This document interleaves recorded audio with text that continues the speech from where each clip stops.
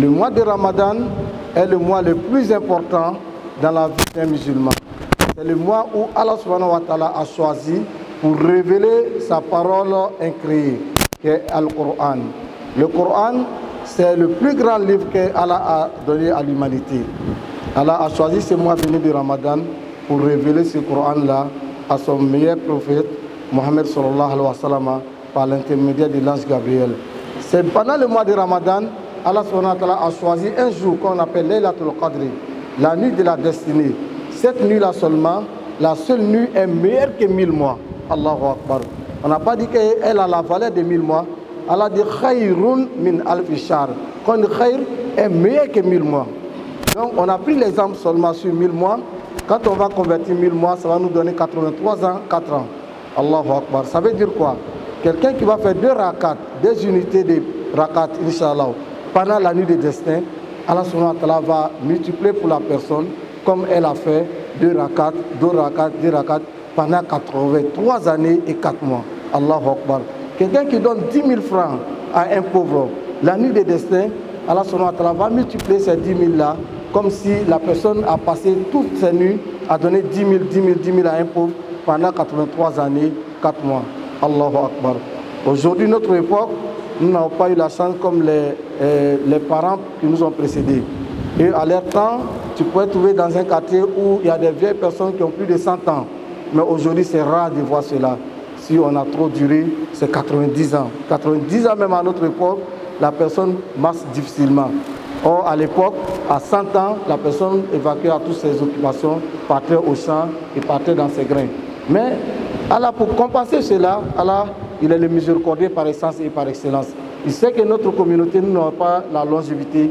Donc, pour compenser cela, il nous a donné Laylatul Qadr, qui est la nuit de la destinée. Quand tu poses un bon acte pendant cette nuit-là, Allah subhanahu wa ta'ala multiplie cela comme si tu avais posé la même action pendant 83 années et 4 mois. Allahu Akbar. Donc cette nuit-là seulement se trouve dans le mois de Ramadan. Allahu Akbar. Le mois de Ramadan aussi, c'est le mois où Allah invite ses créatures.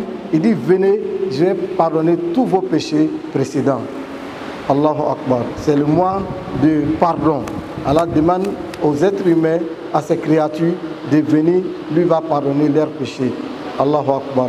Donc le mois de Ramadan, Rasul sallallahu alayhi wa sallam, kama Ramadan, iman wa ihtisaban, ghufira Allahu ma taqaddama min zambihi. Que celui qui gêne les 30 jours ou 29 jours du mois de Ramadan, Allah subhanahu wa ta'ala va pardonner tous ses péchés précédents. Donc, vu l'importance, vu toutes les vertus que je viens de citer, il faut se préparer pour attaquer ce mois béni. Pour ne pas rater les mérites qu'on a cités tout à l'heure. Donc, il faut bien se préparer.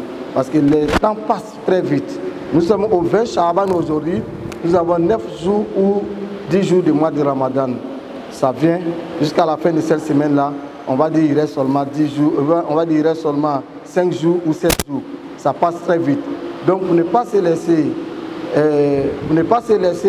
surpris, il faut se préparer. Pour mieux préparer le Ramadan, qu'est-ce qu'il faut faire en tant que musulman? En tant que musulman, c'est maintenant, il faut commencer les préparatifs du mois de Ramadan. Il faut s'habituer aux prières nocturnes. Il faut programmer ton réveil. Nous avons aujourd'hui tous un portable. Tu programmes le réveil, tu te dis, moi, je peux faire seulement 4 à 4. Tu mets 2 heures du matin, le portable réveil sonne, tu te lèves, tu fais les 4 à 4 là, et tu vas t'habituer à ça. Nous avons encore 9 jours pour Ramadan. Jusqu'à Ramadan, ça va devenir une habitude pour toi.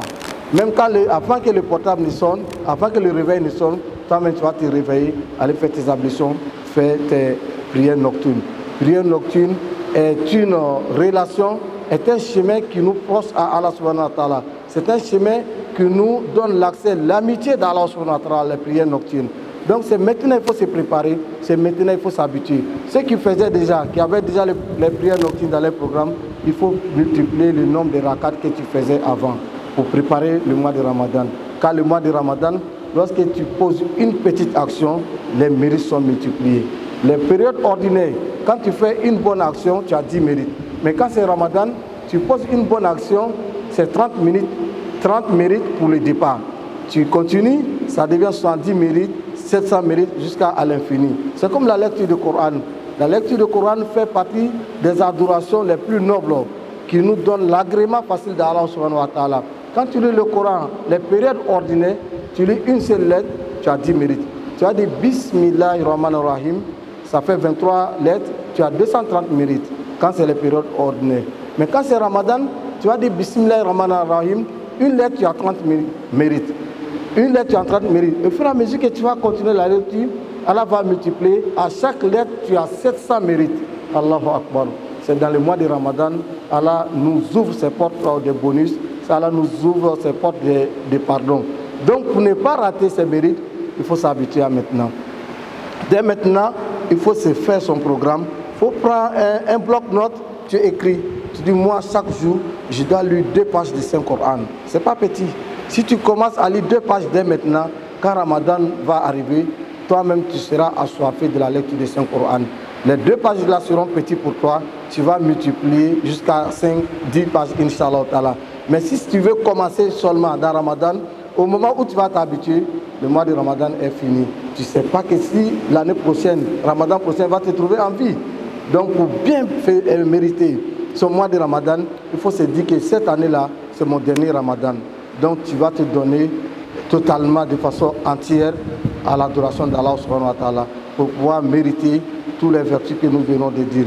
Donc il faut s'habituer à la prière nocturne, il faut s'habituer à la lecture du Saint-Coran et il faut s'habituer à donner l'aumône aux nécessités. C'est maintenant qu'il faut commencer. Tu t'habitues, même si c'est 500 francs par jour, tu donnes à un pauvre, tu connais une veuve au quartier, va chercher un sac de riz pour lui donner, même si c'est 5 kilos ou bien 25 kilos, tu vas t'habituer à ces bonnes actions-là.